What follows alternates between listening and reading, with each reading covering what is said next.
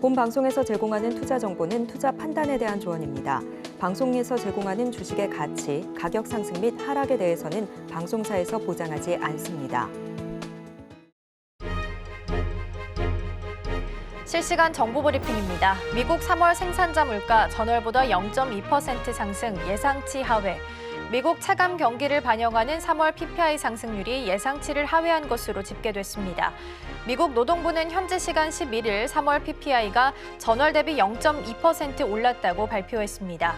이는 다우존스의 PPI 상승률 전망치 0.3%보다 0.1%포인트 낮은 수준입니다. 지난 1월과 2월 상승률과 비교하면 상승폭이 다소 완화됐습니다.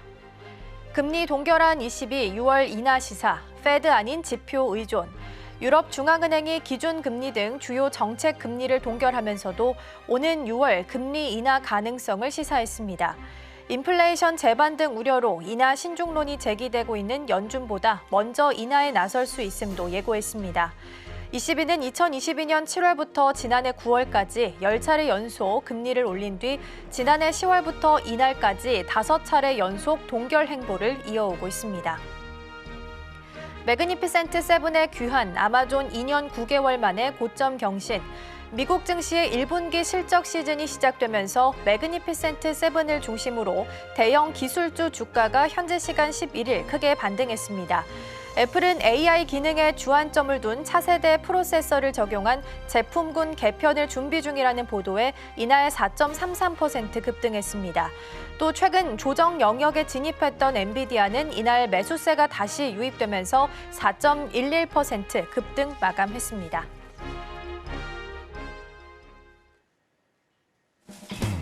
네, 여러분의 성공 투자를 책임지겠습니다. 안녕하세요. 증시8 진행을 맡은 최은강입니다. 안녕하세요. 이가은입니다. 어제 뉴욕 3대 지수는 혼조세로 마무리를 지었습니다. PPI 둔화와 기술주 상승 이렇게 두 가지 포인트를 좀 잡을 수 있을 것 같은데요. PPI 지수 같은 경우에는 예상치를 하회하게 나왔고요. 또 일단 기술주를 중심으로 상승을 하게 되면서 나스닥은 사상 최고가를 경신하기도 했습니다. 특히 엔비디아 같은 경우에는 4% 넘게 급등하면서 다시 한번 $900 선까지 터치를 했습니다. 이외에 특징적인 부분 어떤 게 있었을까요? 네, 말씀해 주셨다시피 M7 종목들 위주로 반등을 했고요. PPI가 선방을 하면서 기술주의 또 반등이 돋보였습니다. 특히 아마존이 2년 9개월 만에 신고가를 경신을 했는데요. 자세한 이야기는 잠시 후에 만나보도록 하겠습니다. 네, 그럼 이어서 마감 상황부터 함께 확인해 보시죠.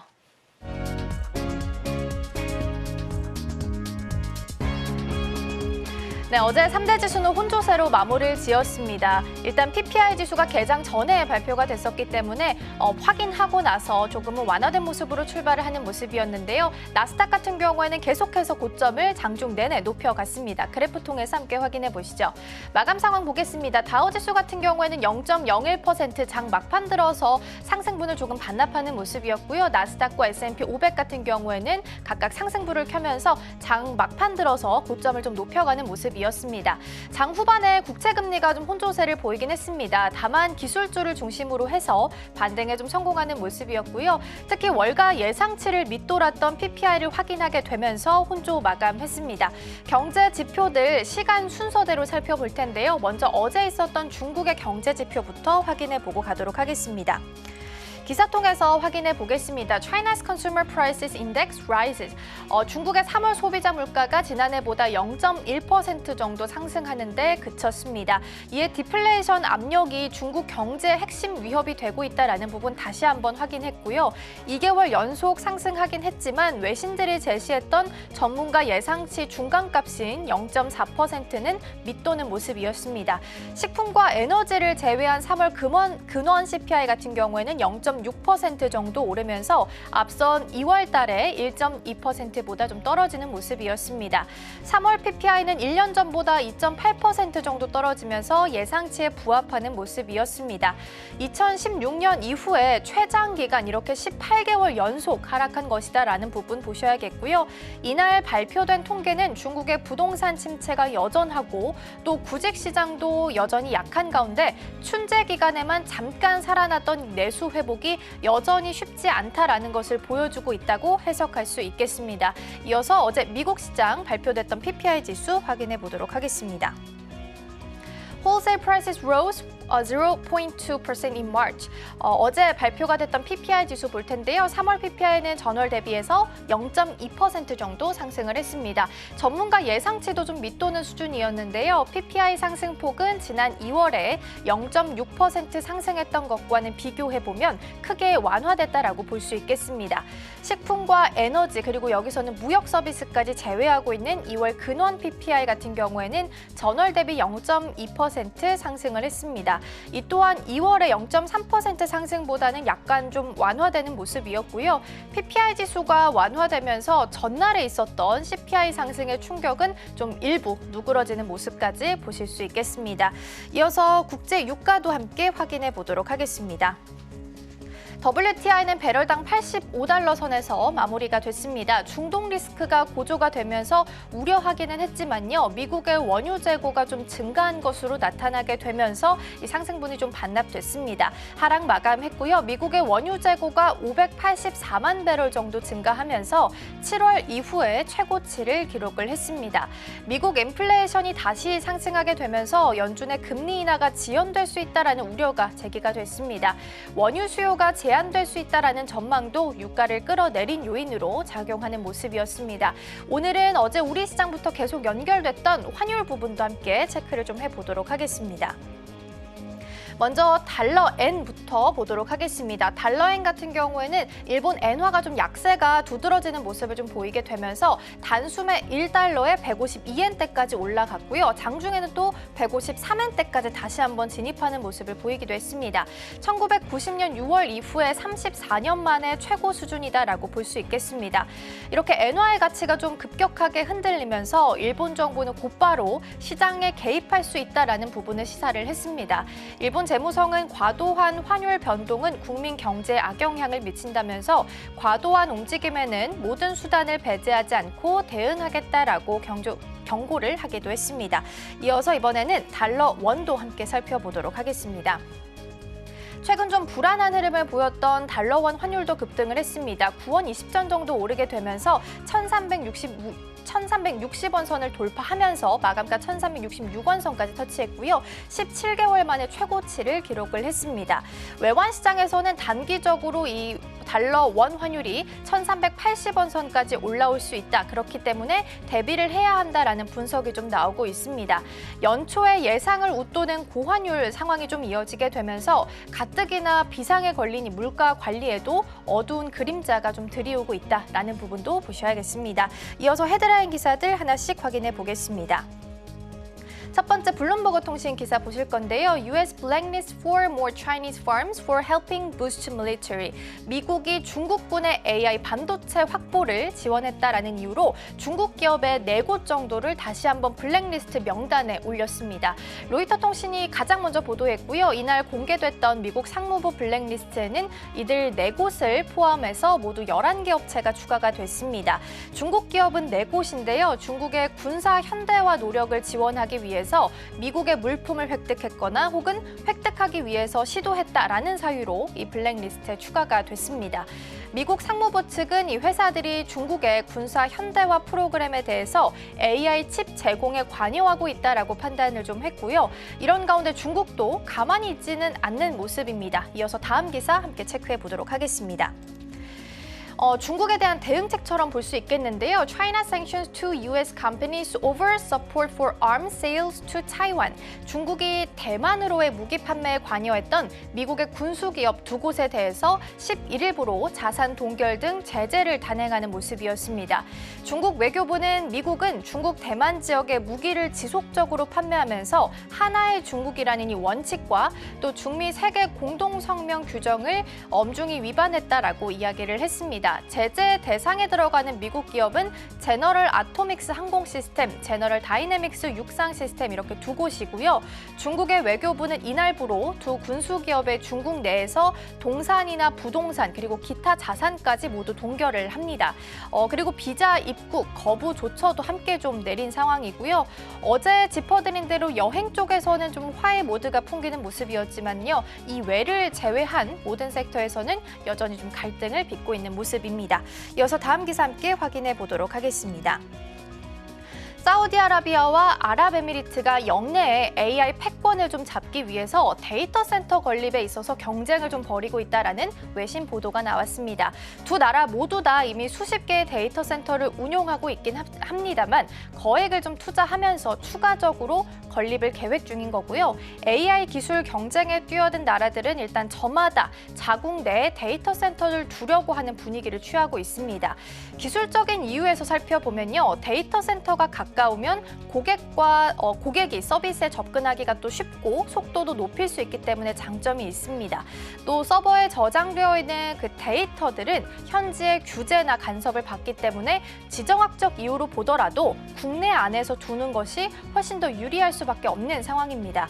물론 데이터 센터가 있다고 해서 그게 바로 AI 강국으로 간다라고 볼 수는 없겠지만 데이터 센터 없이는 어떤 나라도 AI 강국이 될 수 없다라는 부분은 보셔야겠습니다. 사우디아라비아 같은 경우에는 경제의 상당 부분을 원유 수출에 좀 의존을 하고 있지만요. AI에서 좀 새로운 먹거리를 찾으려고 시도를 좀 하고 있습니다. 아랍에미리트도 마찬가지인 거고요. 두 나라는 AI 기술을 지원하기 위해서 자국 내에 사막 지역에 좀 거액을 들이면서 데이터 센터를 건립하는 방안을 추진 중입니다.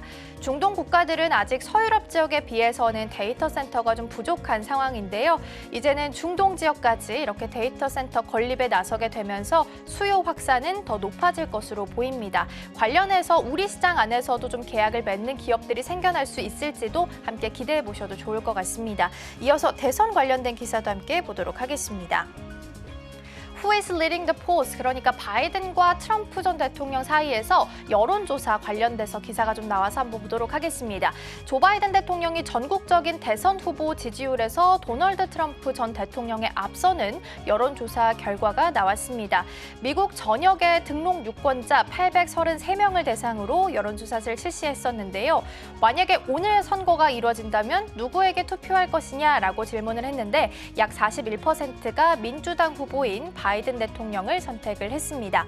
공화당 후보인 트럼프 전 대통령을 선택했던 37% 정도에 비해서 약 4%포인트 정도 높은 수치인데요. 지난 3월에 여론조사를 했을 때는 바이든 대통령이 1%포인트 앞섰던 것과 좀 비교하면 이 사이에 격차가 좀 커졌다라고 볼 수 있겠습니다. 다만 이번 조사에서도 등록 유권자의 22%는 후보를 선택하지 않았습니다. 어제 나왔던 CPI가 좀 높게 나오게 되면서 재선에 브레이크가 걸리는 것은 아닐지 바이든 대통령의 행보도 계속해서 체크해 보셔야겠습니다. 이어서 마지막 기사 함께 확인해 보도록 하겠습니다. 이번에는 유럽으로 함께 가보겠습니다. ECB holds rate at record high, signals upcoming cut. ECB가 기준금리를 동결한 것으로 나타났는데요. 이에 따라서 한국과 유로존 사이의 금리 격차도 1%포인트로 유지가 됐습니다. ECB는 2022년 7월부터 그리고 지난해 9월까지 10차례 연속 계속해서 금리를 올린 뒤에 지난해 10월부터 이날까지 5차례 회의에서 모두 금리를 변경하지 않았습니다. 그러면서 ECB는 데이터에 의존하면서 회의별로 좀 접근하는 방식을 계속 따를 것이다라고 이야기를 했습니다. 그리고 일정상 오늘 한국은행에서도 금통위 회의가 열릴 예정입니다. 기준금리 동결로 일단은 전망되는 상황이다라는 점 함께 챙겨드립니다. 헤드라인 기사들 함께 살펴봤고요. 이어서 전반적인 섹터별 움직임 최은강 앵커와 함께 확인해 보시죠. 네, 간밤 미증시는 생산자 물가지수 PPI의 반등으로 기술주 위주의 선방이 돋보였습니다. 자세한 업종별 흐름 체크해 보겠습니다. 네, 원데이 퍼포먼스로 살펴보시면 섹터별로는 기술주가 2%, 커뮤니케이션, 통신 서비스 쪽이 1% 오름폭이 컸습니다. 금융 유틸리티 순으로 하락폭이 컸는데요. 자세한 이야기 맵을 통해 함께 살펴보겠습니다. 네, 맵을 보시면 M7 위주의 종목들이 그린라이트가 돋보였습니다. 특히 아마존이 1.67% 오르면서 2년 9개월 만에 신고가를 기록을 했는데요. 국제유가 같은 경우는 국제유가가 부진한 흐름을 보이면서 빠지는 흐름을 보였습니다. 이어서 기업별 이야기 엔비디아부터 만나보겠습니다. 네, 엔비디아에 대한 주요 증권사들의 낙관적인 전망이 이어지고 있습니다. 엔비디아 AI 반도체가 성능과 가격 경쟁력 측면에서 다른 기업 제품 대비 우위를 유지를 하면서 당분간 독주 체제를 지속할 것이라는 전망에 힘이 실리고 있는데요. 간밤 비즈니스 인사이더에 따르면 뱅크 오브 아메리카는 보고서를 통해 투자자들이 최근 엔비디아의 주가 하락을 지나치게 우려할 이유는 없다라고 전했습니다. 최근 엔비디아의 하락은 미 인플레이션 심화에 따른 시장 변동성 확대와 반도체 시장의 경쟁, 계절적 비수기 효과, 그리고 실적 발표 시즌을 앞둔 포트폴리오 조정 등이 그 이유로 제시되고 있습니다. 이는 엔비디아의 성장성 자체에 영향을 주는 요소가 아니기 때문에 주가 하락세가 이어질 것이라 판단하기에는 또 어렵다는 것으로 풀이가 되고 있습니다. 뱅크 오브 아메리카는 목표 주가를 1,100달러로 유지를 하면서 구글과 인텔 등 경쟁사의 도전도 엔비디아의 인공지능 반도체 시장의 지배력에는 큰 영향을 주지 않을 것이라고 전했습니다. 엔비디아의 제품이 여전히 투자 비용 대비 가장 큰 효율을 내는 제품으로 평가받는 만큼 이른 시일 내 시장의 대체제가 자리 잡을 가능성은 낮다는 의미입니다. 한편 모건 스탠리는 엔비디아의 목표 주가를 기존 795달러에서 1,000달러로 높였고 투자 의견은 비중 확대를 유지했습니다. 오늘장 엔비디아 4%대 상승 마감했습니다. 이어서 다음 기사 살펴보시죠. 아마존 CEO 앤디 제시가 간밤 주주 서한을 발표했습니다. 그는 주주 서한에서 인공지능과 같은 새로운 성장 분야에 대한 투자를 2배로 늘리면서도 비용을 억제할 방법을 계속 모색하겠다라고 약속을 했는데요. 이에 더해 최근 몇 달 동안 여러 부서의 직원을 정리해고한 뒤 주문 처리 네트워크 부문에서 비용을 절감할 수 있는 기회를 발견했다라고 말했습니다. 이어 일부 분야가 축소되는 시기에도 새로운 성장 분야를 찾아 회복력을 유지할 수 있도록 할 것이며 새로운 프로젝트와 비즈니스에 박차를 가할 수 있는 기본적인 서비스를 구축하는 것이 중요하다고 강조했습니다. 간밤 아마존 2% 가까운 오름폭 키우면서 사상 최고치 경신했습니다. 다음 기사 살펴보겠습니다. 메타입니다. 메타가 더 강력해진 차세대 맞춤형 AI 칩을 출시한다라고 밝혔습니다. MTR라는 이름의 이 AI 칩은 작년 5월 처음 선보인 모델의 2세대 버전인데요. 메타는 새로운 칩이 이전 모델보다 더 빠른 속도를 제공한다며 자체 테스트 결과 4개 유형에서 3배 더 나은 성능을 보였다라고 말했습니다. MTR는 현재 주로 페이스북 등 메타의 SNS에서 순위와 추천 알고리즘 구동을 위해 서버용 탑으로 탑재되고 있는데요. 메타는 칩의 역량을 확장해 자체 대규모 언어 모델인 라마와 같은 생성형 AI를 훈련하는 것이 목표라고 밝혔습니다. 오늘장 메타 0.64% 상승 마감했습니다. 다음 기업 살펴보겠습니다. 다음 기업은 마이크로소프트입니다. 열릴 개발자 컨퍼런스 빌드의 세션 목록이 공개가 됐습니다. 새로운 윈도우의 인공지능 기능을 선보이는 데 초점을 맞췄다라고 밝혔는데요. 외신들은 마이크로소프트가 5월 중순 시애틀에서 진행되는 빌드에서 PC와 클라우드에 사용할 수 있는 새로운 AI 도구를 공개할 예정이라 보도를 했습니다. 주요 세션 목록 중에는 윈도우 기본 앱으로 코파일럿을 확장할 수 있는 자세한 플러그인 구축 방법도 공개가 됩니다. 이는 코파일럿 키를 통해 PC 장치에서 모든 것을 검색하거나 실행하는 기능이라는 분석이 나오고 있고 전문가들은 대부분 이 기능이 윈도우 12에 포함될 것으로 예상을 하고 있습니다. 이에 더해 마이크로소프트는 새로운 ARM 기반 서페이스 장치를 통해 M3 칩이 탑재된 애플의 맥북을 뛰어넘는 것에 중점을 둘 예정입니다. 오늘장 마이크로소프트 1%대 상승 마감했습니다. 다음 기업은 구글입니다. 구글이 10억 달러를 투자해 일본과 미국을 잇는 해저 케이블을 신설한다라고 현지 시간 10일 발표를 했습니다. 구글은 해저 케이블 프로아와 타이헤이 등을 통해 일본과 인터넷 연결 강화에 10억 달러를 투자해서 미국과 일본, 태평양 섬 간의 디지털 연결 신뢰도와 탄력성을 향상시키겠다라고 밝혔는데요. 한편 바이든 대통령과 기시다 후미오 일본 총리가 이날 발표한 정상회담 공동성명에도 해저 케이블 신설이 언급이 됐습니다. 오늘장 구글 2%대 상승 마감했습니다. 다음 기업 살펴보겠습니다. 다음 기업은 테슬라입니다. 테슬라와 애플이 인도 시장 확대에 공을 들이고 있다는 보도 어제도 전해드렸습니다. 특히 테슬라는 현지의 생산 공장을 설립할 예정이며 애플은 중국 대신 인도 생산 비중을 높이고 애플 스토어를 확충하는 등 네트워크를 강화하고 있는데요. 외신에 따르면 일론 머스크 테슬라 CEO는 이달 인도를 방문해 나렌드라 모디 인도 총리를 만나고 현지 투자 계획을 발표할 예정입니다. 로이터 통신은 머스크의 방문이 오는 19일부터 6주 동안 치러지는 인도의 총선 기관과 맞물려 있다는 점에 주목을 했습니다. 머스크는 모디 총리와 함께 테슬라 생산 공장인 기가팩토리 설립 계획을 발표할 것이라는 관측도 나오고 있습니다.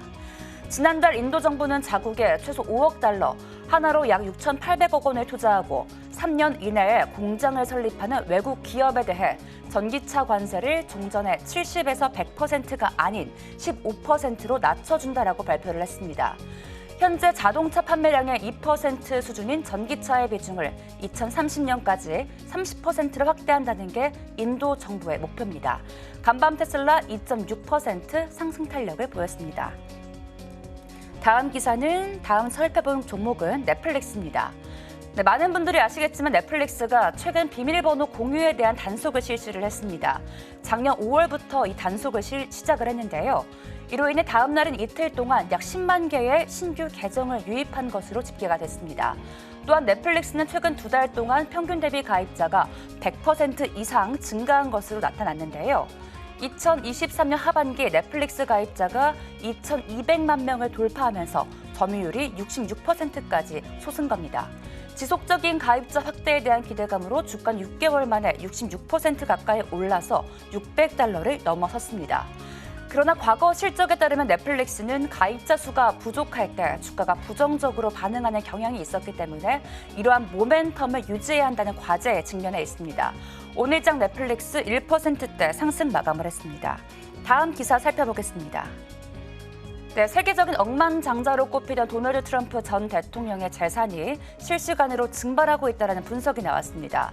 트럼프의 DJT가 이른바 깡통 실적을 발표한 뒤 주가 폭락이 이어지고 있기 때문인데요. DJT 주가가 연일 급락하면서도 고점 대비 절반에도 못 미치는 수준까지 추락을 했고 이 과정에서 트럼프의 DJT 지분 가치도 2주 사이 약 33억 달러, 하나로 약 4조 4,600억 원가량 증발한 것으로 파악이 되고 있습니다.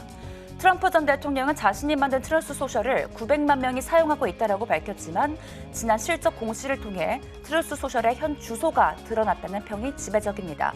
오늘장 DJT 5%대 낙폭을 키웠습니다. 다음 기사 살펴보겠습니다. 다음 기사는 모더나입니다. 네, 모더나는 코로나19의 백신 수요가 팬데믹 이후 감소함에 따라서 케냐의 백신 제조 시설을 건설하려던 계획을 일시 중단했다고 발표를 했습니다. 이러한 움직임은 올해 여러 새로운 백신 연구 및 개발에 약 45억 달러를 투자하는 것을 목표로 하고 있는 모더나의 네트워크 규모를 조정하면서 이로 인해 비용을 절감하려는 전략과도 일치하는데요. 모더나는 2022년 케냐에 약 5억 달러를 투자하고 매년 5억 도즈의 mRNA 백신을 아프리카에 공급할 것이라 밝힌 바 있습니다. 그러나 코로나 백신에 대한 수요는 팬데믹 종식 이후 줄어들었고 모더나는 2022년 이후 아프리카에 대한 백신 주문을 받지 못했다라고 전해졌는데요. 모더나는 아프리카에서 이전 주문 취소와 관련해 약 10억 달러 이상의 손실을 기록했습니다. 오늘장 모더나 0.12% 내리며 하락 마감을 했습니다. 마지막 기사입니다. 네, 프랑스의 반도체 웨이퍼 공급사 소이텍이 고객사 TSMC를 따라 미국으로 진출할 수 있다는 보도가 나왔습니다. 피에르 바나베 CEO는 인터뷰를 통해 사업 성장을 위한 옵션 중 하나로 미국 공장을 고려하고 있다고 밝혔는데요. 소이텍은 TSMC를 최대 고객으로 꼽고 있는 기업입니다. 현재 다른 반도체 기업들과 마찬가지로 소이텍도 중국에 대한 규제가 점점 더 심해지고 있는 상황에서 어려움을 겪고 있습니다. 이에 대해 소이텍은 더 이상 중국의 첨단 기술을 라이선스할 수는 없지만 상하이 심구이 테크놀로지와의 파트너십은 여전히 중요한 관계라고 언급했습니다. 네, 다음 주 발표되는 신규 실업수당 청구 건수까지 함께 주시하시기 바랍니다. 지금까지 외신브리핑 최은강이었습니다.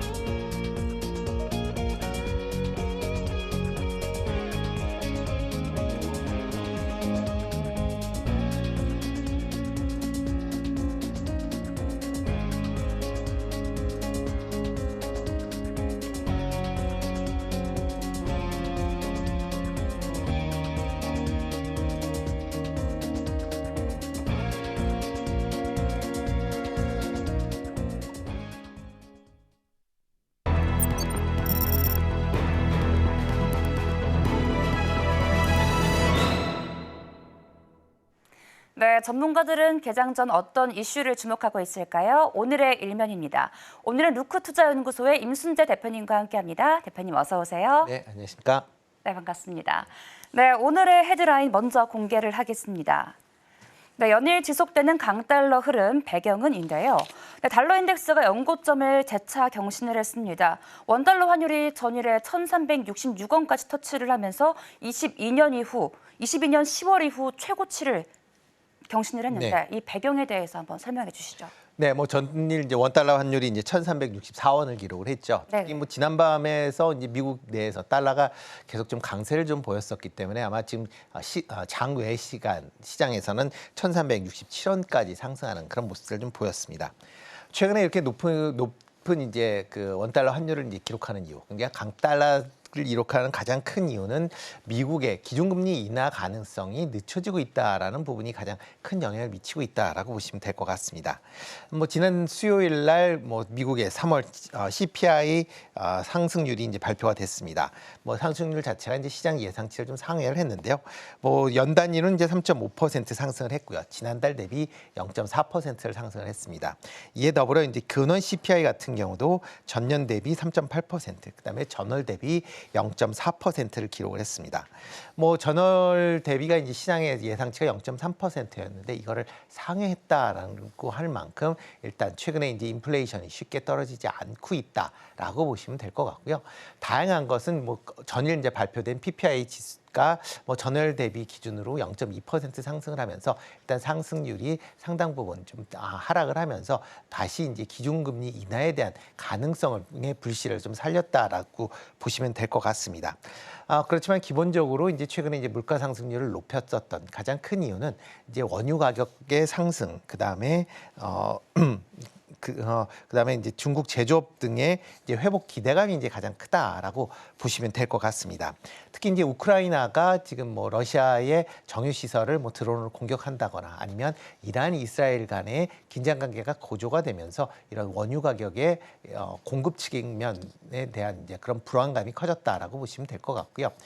여기에 이제 중국이나 미국의 제조업 PMI 지수가 50을 넘어서면서 향후 경기 확장에 대한 그런 이제 기대감까지 같이 나온 그런 상황입니다. 이렇게 경기 확장이 되면 그만큼 원유 수요가 증가할 것이다라는 기대를 갖고 있다라고 보시면 될 것 같고요.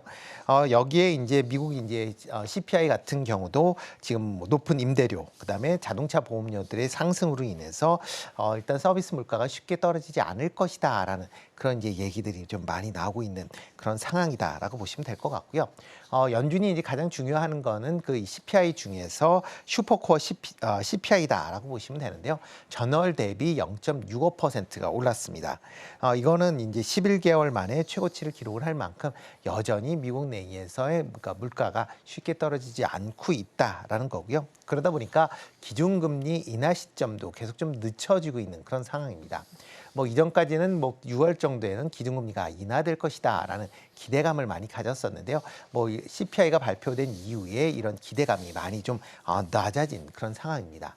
뭐 패드워치의 이제 를 본다라고 하게 되면 지금 7월 달까지 현재 기준금리 상황이 유지될 것이다. 뭐 지금 뭐 화면에 나오는데요. 뭐 7월 달까지 7월 달까지 현재의 기준금리가 유지가 될 것이다라는 그런 얘기들이 많이 나오고 있고요. 실제적으로 이제 9월, 12월 이렇게 이제 두 차례에 걸쳐서 기준금리가 인하될 것이다라는 이제 확률이 높아진 그런 상황이다라고 보면 뭐 일단 시장 내에서도 지금 기준금리의 인하가 상당 부분 지연될 것이다라는 그런 이제 예상을 하고 있다라고 보시면 될 것 같습니다. 네, 미국의 인플레이션이 또 2%대가 확인이 되어야지 이제 금리 인하 시기에 대한 이제 불확실성 해소가 되지 않겠습니까? 네. 대표님이 보셨을 때는 2% 언제쯤 도달할 것이라 예상을 하시는지요? 뭐 쉽게는 도달 못할 걸로 예상이 되고 있고요. 뭐 연준 의원들이 이제 보통 이제 발표하는 걸로 본다라고 하게 되면 2026년 정도에 되지 않을까라는 생각을 해보고 있습니다. 물론 이제 재작년에 뭐 9%대에서 계속 지금 뭐 상당히 빠른 속도로 인플레이션이 내려오고 있다라고 지금 얘기는 하고 있습니다. 그렇지만 여전히 현재 인플레이션이 일단 뭐 높은 수준에서 한 3%대까지는 빠른 속도로 내려왔지만 그 이후서부터는 상당히 지금 끈적끈적하게 움직이고 있다라고 보시면 될 것 같고요. 지금 보시는 표는 그 연준에서 3월 달 나온 이제 경제 전망치에 나와 있는 그런 내용입니다. 보신다라고 하게 되면 2024년도에 지금 PCE 인플레이션이 2.4% 정도 될 것이다라고 예상을 하고 있고요. 2025년 말에 2.2%, 그다음에 2026년이 되어야 2% 정도로 하락을 할 것이다라고 지금 예상을 하고 있는 그런 상황이다라고 보시면 될 것 같습니다. 특히 최근에 나오는 미국의 경제 지표가 상당히 좀 탄탄한 그런 모습을 보이고 있습니다. 그 고용 지표나 아니면 그 인플레이션 지표, 그 다음에 GDP까지 전부 다 좀 탄탄한 그런 모습을 좀 보이고 있는데요. 특히 미국의 이제 GDP 성장률이 상당히 좀 강한 그런 모습을 이어가고 있다라고 보시면 될 것 같습니다. 작년도까지 인플레이션 GDP 성장률을 본다라고 하게 되면 작년 4분기에 3.4%를 기록을 했습니다. 물론 전분기 4.9%에 비해서는 소폭 하락은 했지만 여전히 강한 그런 모습을 보이고 있는 그런 상황이고요.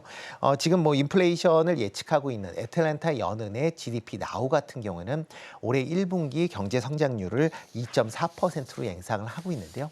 2.4%다라고 하게 되면 지금 미국 경제에 비해서는 미국 경제가 평균적으로 갖고 있는 경제 성장률에 비해서 대단히 높은 그런 수준이 이어지고 있다라고 보시면 될 것 같습니다. 여기에 이제 경기 회복세가 이제 보인다라고 하게 되면 인플레이션 하락이 지금보다는 좀 더 더디게 하락을 할 가능성은 있다라고 보시면 되는데요. 특히 최근에 이제 움직임을 본더라도 서비스 물가가 계속 좀 강한 그런 모습을 보이고 있습니다. 그렇다라고 하게 되면 전체적인 금리 인플레이션 수준이 상당 부분 더디게 보일 가능성은 있다라고 보여지고요. 또 여기에 이제 미국이나 그다음에 중국 경제가 조금씩 회복하는 그런 이제 상황이 이어진다라고 하게 되면 또다시 이제 원자재 가격이 다시 꿈틀거리고 있는 그런 모습을 보이고 있다라고 보시면 되겠습니다. 대표적으로 이제 원유나 아니면 이제 각종 원자재 광물 가격이 최근 들어 가격세 상승세가 이어지고 있는 그런 상황이다라고 보시면 되는데요. 지금 원유 같은 경우는 전일 소폭 하락은 했다라고는 하지만 지금 85에서 86달러 수준을 계속 유지하고 있는 그런 상황이고요. 그다음에 산업의 가장 중요한 이제 금속이다라고 불리는 구리 같은 경우도 지금 톤당 9,350달러를 넘어서고 있는 그런 모습을 보이고 있습니다. 이 가격은 2022년 5월 달 이후에 이제 최고치를 기록을 할 만큼 최근 들어 이제 이런 원자재 가격의 상승세도 향후에 인플레이션 관련된 부분에 대해서 상당히 부정적인 영향을 끼칠 가능성은 있기 때문에 2%가 당장보다는 좀 상당한 기간 이후에나 가능하지 않을까라는 생각을 해보고 있습니다. 네, 견조한 경제 지표에서 나타나듯이 미국의 인플레이션이 2%에 도달하기 위해서는 상당한 시간이 필요하다라고 언급을 해주셨습니다. 또 다음 질문 이어갈게요. 저는 어제장 시장의 키워드가 그럼에도 불구하고라고 생각을 하거든요. 강달러 우려에도 외국인의 견조한 수급이 계속해서 들어왔습니다. 이 수급 오늘도 계속 이어질 수 있을까요? 네, 일단 강달러와 관계없이 외국인이 계속 이제 순매수를 하고 있는 그런 모습을 보이고 있다라고 보시면 될 것 같고요. 그러면 이제 과연 이런 이제 외국인들이 그러니까 과거에 같은 경우는 이렇게 이제 강달러가 되면 외국인이 순매도하는 그런 모습을 보였는데 이번에는 그와 반대되어진 그런 이제 모습을 보이고 있다라고 보시면 될 것 같은데요. 지난 이제 3월 20일 이후에 전일까지 외국인이 총 8조 4,400억 원의 이제 코스피를 순매수하는 그런 모습을 보였습니다.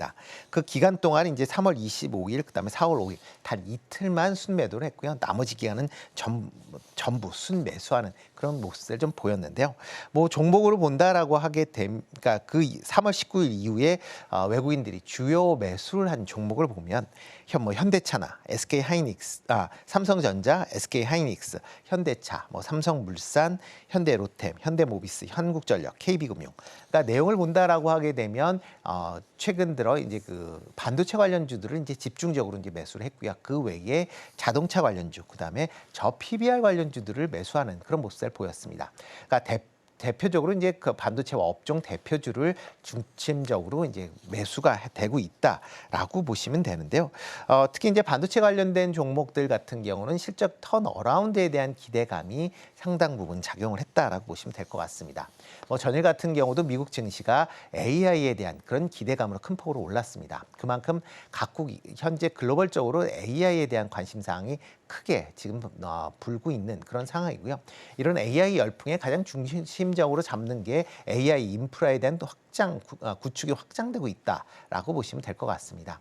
특히 국내 업체들 같은 경우 AI 관련된 반도체, 특히 HBM3에 대한 그런 이제 시장 점유율이 상당히 높은 수준을 유지하고 있기 때문에 AI가 확대된다라고 하게 되면 그만큼 수혜를 입을 가능성이 크다라는 관점에서 외국인들이 계속 관심을 갖고 있다라고 보여지고요. 이와 더불어 이제 반도체는 중국 IT 기업들의 생산량이 어느 정도 회복이 되면서 관련된 매출 상승세가 이어지고 있다라고 보시면 되겠습니다. 대표적으로 이제 삼성전자 1분기 잠정 실적에서도 그런 부분이 같이 나왔다라는 점도 같이 주목을 하고 있다라고 보시면 될 것 같고요. 기업 밸류 프로그램 관련돼서 여러 가지 우려 사항은 있지만 여전히 올 한 해를 전반적으로 흐르는 키워드가 될 것이다라는 그런 관점에서 주목해 보시면 좋을 것 같고요. 그리고 수출 관련된 기대감이 커지고 있는 자동차 관련주들도 여전히 외국인들이 매수를 하고 있는 그런 모습을 보이고 있습니다. 다만 이런 외국인들의 매수세가 지금 특정 섹터로 좀 한정되고 있다라고 보시면 될 것 같습니다. 그렇기 때문에 외국인이 집중적으로 매수하고 있는 대형 우량 반도체주를 비롯한 대형 우량주 같은 경우에 이제 상승을 보이면서 주가 지수 전체를 견인하고 있는 그런 모습을 보이지만 여타 종목 같은 경우는 외국인 수급이 좀 꼬이고 있는 그런 상황이기 때문에 그런 점은 투자하실 때 좀 유의하셔야 되지 않을까라는 생각을 해보고 있습니다. 네, 외국인의 매수세가 이제 저PBR이나 반도체 쪽으로 집중이 되고 있다라고 언급을 해주셨는데 생각해봤을 때 현대차나 기아 같은 이런 수출 기업들이 강달러의 수혜를 받지 않을까라는 생각도 들거든요. 네. 어떻게 생각하세요? 그 부분에 네, 대해서는. 맞습니다. 그러니까 일단 국내 기업들 같은 경우 수출하는 기업들이 많기 때문에 이제 이런 수출 관련된 기업들이 상당히 이제 강달러가 되면 수혜를 환차익에 대한 기대감이 커질 수밖에 없다라고 보시면 될 것 같습니다. 업종별로 본다라면 가장 크게 지금 이제 시장에서 주목받고 있는 게 이제 자동차 관련주다라고 보시면 되는데요. 자동차 관련된 종목들은 이제 북미 시장에서 판매량이 계속 증가하고 있는 그런 상황입니다. 특히 SUV나 그다음에 친환경 차량의 판매가 증가하고 있기 때문에 매출이나 영업이익 측면에서도 상당히 긍정적으로 나올 가능성은 있다라고 생각이 되고 있고요. 국내 내수 시장이 좀 위축이 되고 있기 때문에 그런 우려감은 있지만 수출 시장 전체적으로 보면 상당히 견조한 그런 흐름세가 이어가고 있습니다. 그렇다라고 하게 되면 이런 강달러가 되면 그만큼 달러로 이제 계산되고 있는 그런 이제 매출 기준으로 보면 국내 매출이나 영업이익이 큰 폭으로 개선될 가능성은 여전히 남아 있으니까 관심을 좀 가지셔야 되지 않을까라는 생각을 해보고 있고요. 반도체 같은 경우도 여전히 지금 수출이 증가하고 있는 그런 모습을 보이고 있습니다. 4월 달에도 10일까지 반도체 수출이 40% 이상 상승하는 그런 모습을 보일 만큼 반도체 수출이 증가하고 있기 때문에 이런 수출이 증가한다라고 하게 되면 강달러에 대한 수혜를 입을 가능성은 충분히 있다라고 생각이 되고 있고요. 그 다음에 이제 수혜가 기대가 되는 게 의류 OEM, 그다음에 화장품 OEM, ODM 업체다라고 보시면 될 것 같습니다. 특히 미국 시장 내에서의 이런 이제 최근에 이제 소비가 어느 정도 회복이 되면서 의류나 화장품에 대한 소비가 꾸준히 증가하고 있기 때문에 그런 관점에서 이런 의류 OEM이나 아니면 화장품 OEM, ODM 업체도 여전히 관심을 가지셔야 되지 않을까 싶고요. 그리고 이제 바이오시밀러 관련된 기업들도 여전히 좀 관심 있게 좀 보시면 좋을 것 같습니다.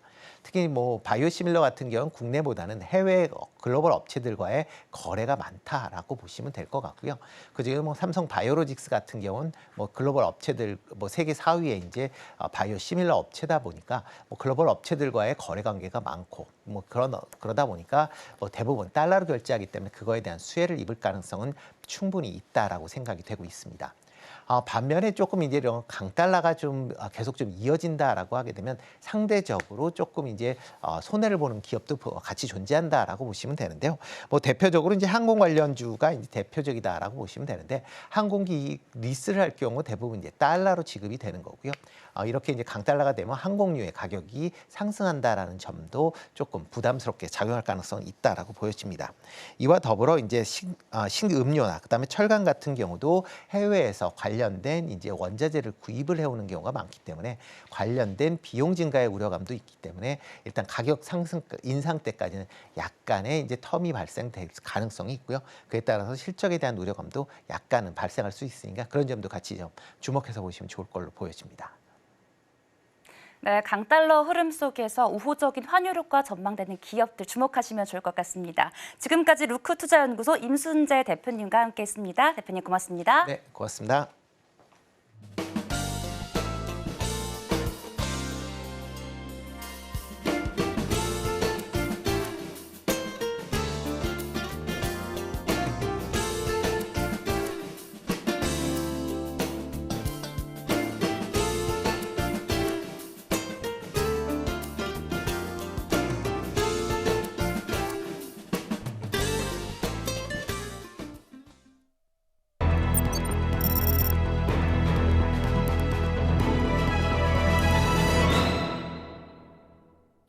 개장하기 전 어제의 장을 돌아보고 다시 한번 정리해보는 시간 가져보겠습니다. 시간 외 시간이고요. 오늘 도움 말씀에는 지니인베스트먼트 정선호 대표 자리해 주셨습니다. 대표님 안녕하세요.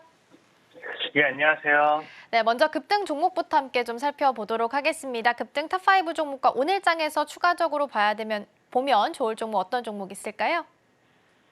일단 어제 시간에 관련돼 있는 종목들은 전체적으로 유리기판 관련돼 있는 섹터의 종목들이 시간에 급등한 종목들도 있었고, 시간에 빠진 종목들도 있었고, 아무래도 최근에 이제 AI 반도체, 삼성전자 이런 것들에 대한 부분들이 지속적으로 뉴스가 나오다 보니까 유리기판 관련돼 있던 새로운, 과거에 이제 HBM이라든지 온디바이스 AI 이런 후발주자로서 이 유리기판 관련 모멘텀의 종목들이 좀 많이 보이고 있다라고 보시면 좋을 것 같아요.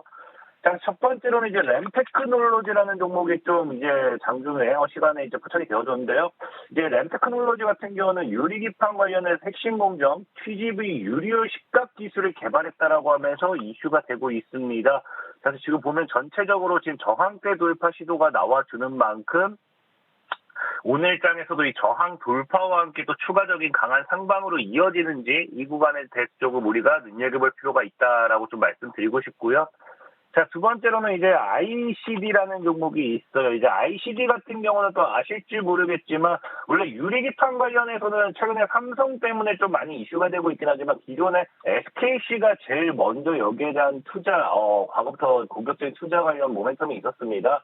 그러다 보니까 SKC 관련돼 있는 유력 협력사, 좀 이제 기대가 된다. 유일한 협력사로서의 기대가 된다라고 좀 말씀드리면서 그 관련 수에 좀 부각되고 있다 보면 좋을 것 같고요. 그래서 특히나 거래량이 이번에 유리기판으로서 SKC발 모멘텀으로서 처음 이렇게 많이 들어와줬기 때문에 이 관련 흐름을 지속적으로 타고 갈지, 그래서 다시 12,500원 정도의 고점대를 뚫고 올라갈지 좀 지켜보면 될 것 같고요. 자, 세 번째로는 역시나 이제 유리기판 관련되어 있는 모멘텀이죠. 레이저 셀이라는 종목입니다. 자, 레이저 셀 같은 경우는 유리기판 후공정 장비 테스트 부각 관련해가지고 관련 모멘텀 반사익 수혜주로 올라가고 있는 모습 포착되고 있습니다. 레이저 셀 같은 경우 사실 유리기판뿐만 아니라 HBM이라든지 온디바이스 AI라든지 전체적인 삼성발 모멘텀 이런 반도체 이슈를 엮어가고 있기 때문에 충분히 좀 더 우리가 기대해 볼 수 있지 않나 좀 생각해보고 있고요. 전체적인 차트를 본다 하더라도 지금 이제 보시면 아시겠지만 뭐하고 있다.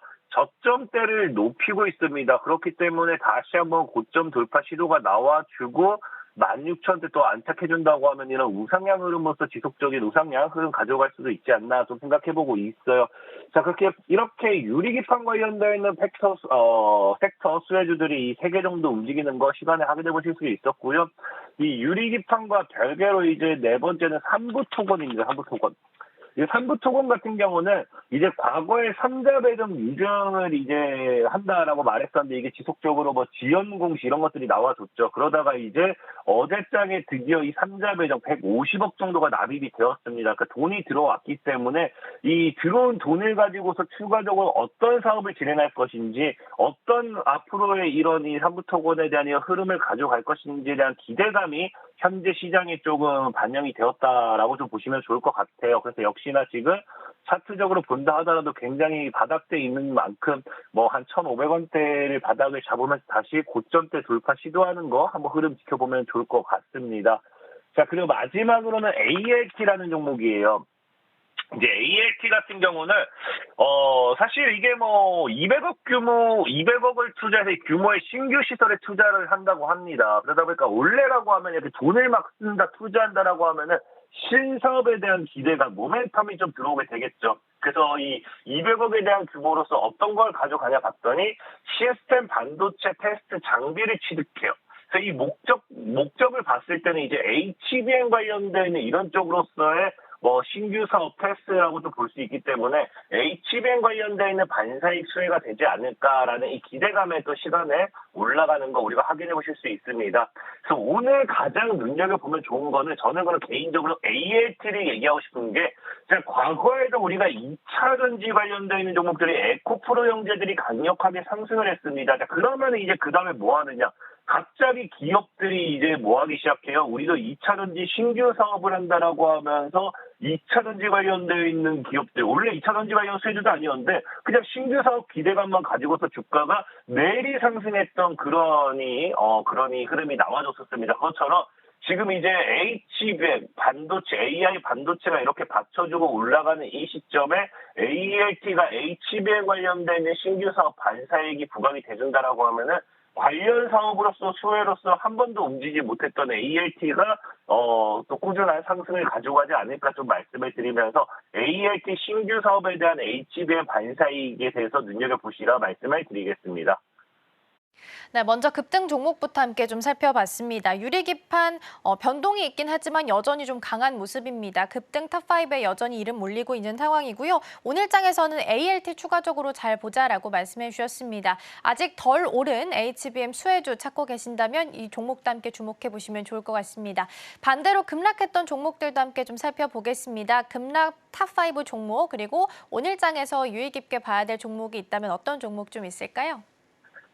급락했던 종목도 보면은 유리기판 관련되어 있는 모멘텀의 수혜주입니다. 자, 그래서 보면은 동일해요. 사실 이제 유리기판 관련된 수혜주들이 올랐던 종목들은 좀 죽고 죽은 종목은 오르고 이런 흐름이었다 보면 좋을 것 같고요. 시간에 하락한 종목 하면서 HB테크놀로지 우리 다 알다시피 계열사 유리기판 파일럿 장비 납품 및 관련 기술 확보했다고 하면서 최근에 급등세를 나타냈었죠. 그런 이 HB테크놀로지가 지금 저항받고 조정주는 모습 우리가 확인해 보실 수 있다라는 거고 두 번째로는 JLTC 같은 경우도 뭐 하고 있어요. TGV 방식 유리기판 개발 중이라고 하면서 최근에 갑자기 급등세를 나타내고 있습니다. 그러다가 신고가 패턴 가는 듯 싶더니 지금 또 시간에 또 죽는 모습 역시나 유리기판 관련되어 있는 반사익 수혜주였다라는 거. 자, 그리고 이제 세 번째로는 YC캠이라는 종목이 있습니다. YC캠 같은 경우도 역시나 유리기판 관련되어 있는 전용 핵심 소재 양산에 임박했다고 하면서 신고가 급등 가다가 죽어주는 모습. 그러니까 유리기판 관련해가지고 단기간에 급등이 나왔던 종목들은 죽고 나오지 않았던 종목들이 시간에 올라가고 이제 이 손바뀜이라 해야 될까요? 테마의 바뀜, 이 종목의 바뀜 이런 흐름이라 보시면 좋을 것 같아요. 그래서 전체적으로 어제 시간에 급등락은 유리기판 관련되어 있는 쪽에서 다 서로 급등락이 나왔다 보시면 좋을 것 같고요. 자, 그리고 이제 네 번째로는 이제 별개로 그 JMB라는 종목이에요. JMB는 단기간에 지금 이제 급등이 땅땅땅 급등이 나와주니까 투자 경고 종목 지정 예고입니다. 거기에 대한 리스크로서 지금 이 하락, 이 수매가 나와주고 있다 보시면 좋고 마지막으로는 이제 한빛레이저라는 종목인데 사실 이 종목 같은 경우는 뭐 감사 보고서 정정 제출 말고는 찾아볼 이유가 없습니다. 정정 제출을 했는데 이게 왜 시간의 하락으로서 빠질 수밖에 없느냐고 하면은 뭐 큰 폭은 아니지만 감사 보고서 제출했을 당시와 현재 이제 정정해서 제출했을 당시가 실적이 바뀌었어요. 그러니까 실적이 좀 더 적게 정정 제출됐기 때문에 그런 부분이 좀 악영향을 끼친 게 아닌가 좀 생각을 해보고 있습니다. 그래서 어쨌든 이런 걸 전체적으로 봤을 때 오늘 제일 주의하면 좋을 거는 전 JMB라고 좀 말씀드리고 싶어요. JMB 같은 경우는 전체적으로 지금 저항 구간이잖아요. 그러니까 저항대 맞는 자리에서 투자 경고 종목 지정 예고가 나왔다라고 하면은 조정이 나와줄 확률이 크다. 그렇기 때문에 JMB 오늘은 좀 조심해보는 게 좋지 않나 좀 말씀을 드리겠습니다. 네, 급락 탑5 종목도 마찬가지로 유리기판 관련주들이 이름을 올렸습니다. 다만 단기간에 좀 급등했던 종목들이 반대로 좀 떨어지는 모습을 보이는 상황이었고요. 오늘 장에서는 JMB 좀 유의 깊게 보자라고 말씀해 주셨습니다. 투자 경고 지정 예고된 상태이기 때문에요. 오늘 특히나 더 주의해서 보시면 좋을 것 같습니다. 오늘 도움 말씀은 여기까지 듣도록 하겠습니다. 대표님 고맙습니다. 오늘의 핵심입니다. 간밤 PPI가 시장 전망치를 하회하면서 기술주 위주의 반등이 돋보였습니다. 엔비디아 4% 올랐고 아마존은 사상 최고치를 경신했습니다. 환율이 17개월 만에 최고치를 달성을 했습니다. 외국인의 매수세는 저PBR 반도체로 몰리고 있는데요. 우호적인 환율 수혜가 예상되는 기업들 주목하시면 좋을 것 같습니다.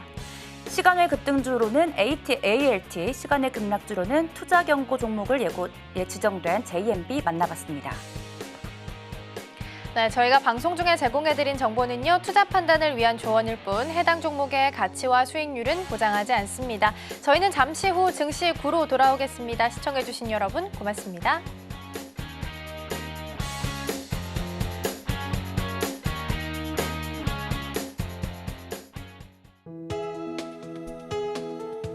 본 방송에서 제공하는 투자 정보는 투자 판단에 대한 조언입니다. 방송에서 제공하는 주식의 가치, 가격 상승 및 하락에 대해서는 방송사에서 보장하지 않습니다.